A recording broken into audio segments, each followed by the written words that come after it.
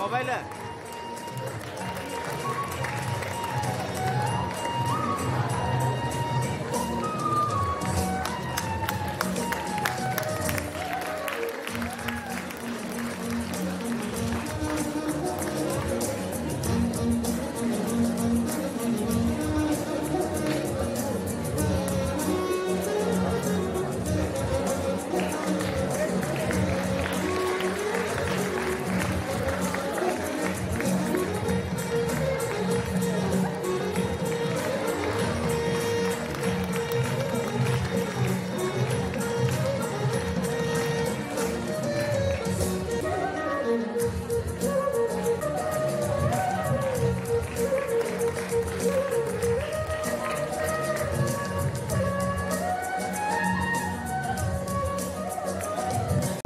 ಸ್ವರ್ಣ ನ್ಯೂಸ್ ಮತ್ತು ಕನ್ನಡಪ್ರಭ ಗುರುದೇವ ವಿಜ್ಞಾನ ಪದವಿ ಪೂರ್ವ ಮಹಾವಿದ್ಯಾಲಯ ಶಾಲಾ ಶಿಕ್ಷಣ ಇಲಾಖೆ ಹಾಗೂ ಕರ್ನಾಟಕ ವಿದ್ಯಾವರ್ಧಕ ಸಂಘ ಧಾರವಾಡ ಅವರ ಸಂಯುಕ್ತ ಆಶ್ರಯದಲ್ಲಿ ಇವತ್ತು SSLC ವಿದ್ಯಾರ್ಥಿಗಳಿಗೆ ಪರೀಕ್ಷಾ ಸಂಭ್ರಮ ಪ್ರೇರಣಾ ಕಾರ್ಯಾಗಾರ ಇವತ್ತು ತುಂಬ ಯಶಸ್ವಿಯಾಗಿ ತಮ್ಮ ಎಲ್ಲರ ಸಮಕ್ಷಮದಲ್ಲಿ ನಡೀತಾ ಇದೆ. ಈ ಒಂದು ಕಾರ್ಯಕ್ರಮಕ್ಕೆ ಮುಖ್ಯ ಅತಿಥಿಗಳಾಗಿ ಆಗಮಿಸಿರುವ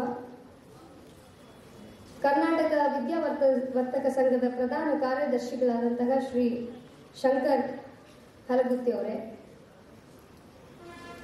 ವೇದಿಕೆ ಮೇಲೆ ಆಸೀನರಿರುವ ಶಾಲಾ ಶಿಕ್ಷಣ ಇಲಾಖೆಯ ಉಪನಿರ್ದೇಶಕರಾದಂತಹ ಶ್ರೀ ಕಳದಿಮಠ ಅವರೇ,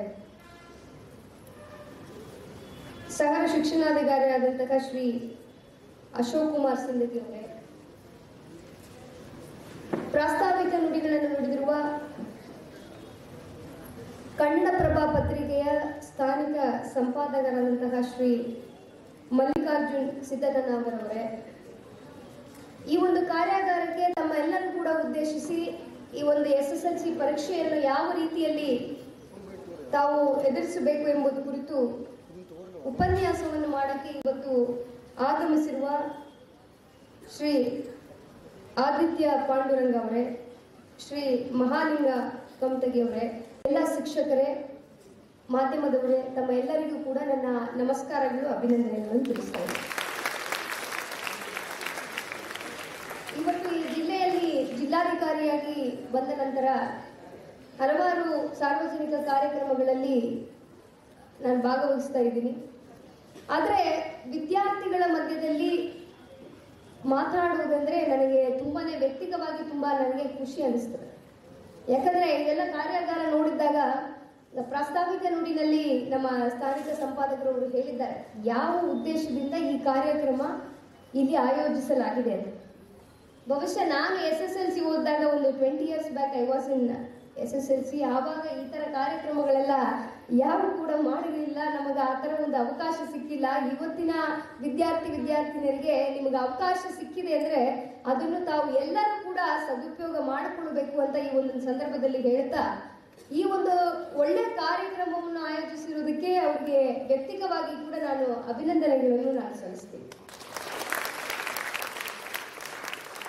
ನಾನು ಜಿಲ್ಲಾಧಿಕಾರಿಯಾಗಿ ಇಲ್ಲಿ ಬಂದ ನಂತರ ಮಾಧ್ಯಮದವರೆಲ್ಲ ಕೇಳಿದ್ರು ಯಾವ ವಿಷಯದ ಮೇಲೆ ತಾವು ಈ ಜಿಲ್ಲೆಯಲ್ಲಿ ಫೋಕಸ್ ಮಾಡ್ತೀರಿ, ತಮಗೆ ಯಾವುದಕ್ಕೆ ಪ್ರಮುಖ ಒಂದು ಗಮನವನ್ನು ನೀವು ಹರಿಸ್ತೀರಿ ಅಂತ ಹೇಳಿದಾಗ, ಇಲ್ಲಿ ನಮ್ಮ ಧಾರವಾಡ ಜಿಲ್ಲೆ ವಿದ್ಯಾಕಾಶಿಯಾಗಿ ಇರುವುದರಿಂದ ಅವ್ರು ಹೇಳಿದ ತರ 24ನೇ ಸ್ಥಾನದಲ್ಲಿ ನಾವು ಇದ್ದೀವಿ ಅಂತ ನಾನು ಕೇಳ್ಪಟ್ಟದ ನಂತರ ನನಗೆ ಕೂಡ ತುಂಬಾ ಒಂದು ನೋವಾಯಿತು. ಇದನ್ನು ಒಂದು ಛಲವಾಗಿ ತಗೊಂಡು ನಮ್ಮ ಜಿಲ್ಲೆಯನ್ನು ಪ್ರಥಮ ಸ್ಥಾನಕ್ಕೆ ಕೊಂಡೋದಕ್ಕೆ ನಾವು ಎಲ್ಲರೂ ಕೂಡ ಶ್ರಮಿಸಬೇಕು.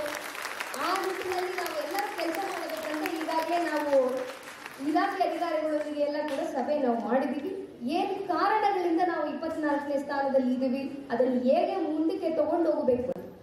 ಯಾಕಂದ್ರೆ ನಿಮಗೆ ಎಕ್ಸಾಮ್ ಮಾರ್ಚ್ ತಿಂಗಳಲ್ಲಿ 25ನೇ ತಾರೀಕು ಶುರು ಆಗ್ತಾ ಇದೆ. ಇನ್ನು ಒಂದೇ ತಿಂಗಳಿರುವ ಒಂದು ಕಾಲದಲ್ಲಿ ನಾವು ಯಾವ ರೀತಿಯಲ್ಲಿ ನಮ್ಮ ಅಪ್ರೋಚ್ ಅನ್ನು ಬದಲಾವಣೆ ಮಾಡಿಕೊಳ್ಬೇಕು, ನಮ್ಮಲ್ಲಿ ಇರುವ ಸಮಸ್ಯೆಗಳನ್ನು ನಾವು ಹೇಗೆ ನಿವಾರಣೆ ಮಾಡಬೇಕು, ಪ್ಲಸ್ ಎಲ್ಲರೂ ಕೂಡ ಯಾವ ನಿಟ್ಟಿನಲ್ಲಿ ಈ ಪರೀಕ್ಷೆಯನ್ನು ಎದುರಿಸಬೇಕು ಎಂಬುದು ನಾನು ಕೂಡ ಸ್ಕೂಲ್ ಕಾಲೇಜುಗಳಿಗೆ ಹೋಗಿ ಮಾತಾಡಬೇಕು ಅಂತ ಇದ್ದ ಸಂದರ್ಭದಲ್ಲಿ ಈ ಪ್ರೋಗ್ರಾಮ್ ಅವರು ಹೇಳಿದಾಗ ನಾನು ತುಂಬಾ ಖುಷಿಯಿಂದ ನಾನು ಬರ್ತೀನಿ ಈ ಕಾರ್ಯಕ್ರಮಕ್ಕೆ, ಎಷ್ಟೇ ಒಂದು ಕೆಲಸದ ಒತ್ತಡ ಇದ್ರು ಈ ಕಾರ್ಯಕ್ರಮ ನಾನು ಅಟೆಂಡ್ ಮಾಡ್ತೀನಿ ಅಂತ ಅವ್ರಿಗೆ ಹೇಳಿದ್ದೆ. ಯಾಕಂದ್ರೆ ಒಬ್ಬ ವಿದ್ಯಾರ್ಥಿ ತಾವೆಲ್ಲ ಇದ್ದೀರಿ, SSLC ಎಂಬುದು ನಿಮ್ಮ ಲೈಫ್ ಅಲ್ಲಿ ಒಂದು ಟರ್ನಿಂಗ್ ಪಾಯಿಂಟ್ ಇದೆ. ಹೇಗೆ ಓದಿದ್ದೀವಿ ಅಂತ ನೆನಪು ಮಾಡ್ಕೊಂಡು ಬಹುಶಃ ನಾವು ಓದ್ತಿರುವಂತಹ ಸಂದರ್ಭದಲ್ಲಿ ಮತ್ತು ಈಗಿನ ಸಂದರ್ಭದಲ್ಲಿ ಬಹಳ ಅಜಗಜಾಂತರ ವ್ಯತ್ಯಾಸಗಳಾಗ್ಬಿಟ್ಟಿದ್ದಾವೆ. ಒಂದ್ ಕಾಲದಲ್ಲಿ ಹೇಗಿತ್ತು ಅಂತ ಹೇಳಿದ್ರೆ, ಒಬ್ಬ ಅತ್ಯುತ್ತಮ ಶಿಕ್ಷಕ ಎಲ್ಲಾದ್ರೂ ಇದ್ದಾರೆ ಅಂತ ಹೇಳಿದ್ರೆ ನಾವು ಅವರನ್ನ ಮನೆ ಬಾಗಿಲು ಮಟ್ಟ ಹುಡುಕಾಡ್ಕೊಂಡು ಹೋಗಿ ನಮ್ಗೆ ಏನ್ ಬೇಕದನ್ನ ಅರ್ಥ ಆಗುವವರೆಗೂ ಬೆನ್ನತ್ತಿ ಕಲ್ತ್ಕೊಂಡು ಬರ್ತಿದ್ವಿ. ಆದ್ರೆ ಇವತ್ತ ದೃಶ್ಯ ರಿವರ್ಸ್ ಆಗಿದೆ. ಟೀಚರ್ಸ್ಗಳು ಮನೆಗೆ ಹೋಗಿ ಹುಡುಗರಿಗೆ ಓದೋ ಅಂತ ಹೇಳುವಂತ ಪರಿಸ್ಥಿತಿ ಬಂದಿದೆ. ಯಾಕೆ ಅಂತ ಹೇಳಿದ್ರೆ ಬಹಳ ಡೈವರ್ಸಿಫೈಡ್ ಆದಂತಹ ಸೊಸೈಟಿ ಇವತ್ತು. SSLC ಪರೀಕ್ಷೆ ಅಂದ ತಕ್ಷಣ ಮುಂಚೆದನು ನಾವು 7th ಓದ್ಬೇಕಾದ್ರೆ ಪಬ್ಲಿಕ್ ಪರೀಕ್ಷೆ ಅಂತ ಬಂತು. ಅದಾದ್ಮೇಲೆ ನೆಕ್ಸ್ಟ್ SSLC ಪಬ್ಲಿಕ್ ಪರೀಕ್ಷೆ ಅಂತ ಮಾಡಿದ್ರು. ಎಜುಕೇಶನ್ ಸಿಸ್ಟಮ್ ಒಳಗ ಅದರದೇ ಆದಂತ ಕೆಲವೊಂದು ಬದಲಾವಣೆಗಳು ಆಗ್ತಾ ಇದ್ವು. ಪರೀಕ್ಷೆ ಅಂದ್ಬಿಟ್ರೆ ಯಾರೊಬ್ಬರು ಮೊನ್ನೆ ಹೇಳ್ತಾ ಇದ್ರು, ಪರೀಕ್ಷೆ ಅಂದ್ರೆ ಒಂದು ಯುದ್ಧ ಇದ್ದಂಗ, ನೀವು ಎಲ್ಲ ಆಯುಧಗಳನ್ನ ತಗೊಂಡು ಹೋಗಿ ಯುದ್ಧವನ್ನ ಗೆದ್ದು ಬರಬೇಕು ಅಂತ ಹೇಳಿ. ಬಹುಶಃ ನನ್ ಕೇಳಿದ್ರೆ ಹೇಳ್ತಿದ್ರೆ ಪರೀಕ್ಷೆ ಅನ್ನೋದು ಯುದ್ಧ ಅಲ್ಲ, ಅದೊಂದು ಹಬ್ಬ ಇದ್ದಂಗ. ಯಾಕೆ ಅಂತ ಹೇಳಿದ್ರೆ ನೀವು ಅದನ್ನ ಸಂತೋಷದಿಂದ ಆಚರಿಸ್ಬೇಕು. ನೀವು ಯಾವತ್ತಾದ್ರೂ ದೀಪಾವಳಿ ದಿವಸ ಟೆನ್ಷನ್ ಆಗಿರಿ, ಹೋಳಿ ದಿವಸ ಕ್ಯಾಕ್ ಹೊಡಿಬೇಕಾದ್ರೆ ಟೆನ್ಷನ್ ಆಗಿರಿ, ದಸರಾ ಸುದ್ದಿ ಕೊಟ್ಟಾಗ ಟೆನ್ಷನ್ ಆಗಿರಿ. ಯಾಕೆ ಅದೊಂದು ಹಬ್ಬ. ಪರೀಕ್ಷೆ ಸಹ ಒಂದು ಹಬ್ಬ. ಈ ಹಬ್ಬನ ನೀವು ಹೆಂಗ್ ಎಂಜಾಯ್ ಮಾಡ್ಬೇಕು? ಖುಷಿಯಿಂದ ಎಂಜಾಯ್ ಮಾಡ್ಬೇಕು. ಹೌದಲ್ಲ? ಇರುವುದಿಲ್ಲ, ಪಾಲಕರ ಮೇಲೆ ಮಾತ್ರ ಇರುವುದಿಲ್ಲ. ನಾವು ದೂರ್ತೀವಲ್ಲ, ಇದು ಸರಿ ಇಲ್ಲ ಅಂತ ನಾವು ದೂರ್ತೀವಲ್ಲ, ನಾವೇನ್ ಮಾಡ್ತಿರ್ತೇವೆ? ನಮ್ಮ ಹೊಣೆಗಾರಿಕೆ ಏನು ಅಂತಕ್ಕಂಥ ಪ್ರಶ್ನೆಯನ್ನು ನಮಗೆ ನಾವು ಹಾಕೊಂಡಾಗ ನಾವು ಏನಾದರೂ ಸ್ವಲ್ಪ ಮಾಡಬೇಕಲ್ಲ. ಬರೀ ದೂರೋದೇ ನಮ್ಮ ಕರ್ತವ್ಯ ಆಗಬಾರ್ದು ಅನ್ನುವ ಕುರಿತಂತೆ ಒಂದು ಚಿಂತನೆ ಮಾಡಿದಾಗ ನಮ್ಗೆ ಹೊಳೆದದ್ದು ಕೆಲವಷ್ಟು ಚಿಂತನೆಗಳು. ಅದರಲ್ಲಿ ಮೊದಲನೇದು ಕನ್ನಡಪ್ರಭ ಯುವ ಆವೃತ್ತಿ ಅಂತಕ್ಕಂಥ ಒಂದು ಪತ್ರಿಕೆಯನ್ನು ನಾವು ತಗೊಂಡ್ವಿ.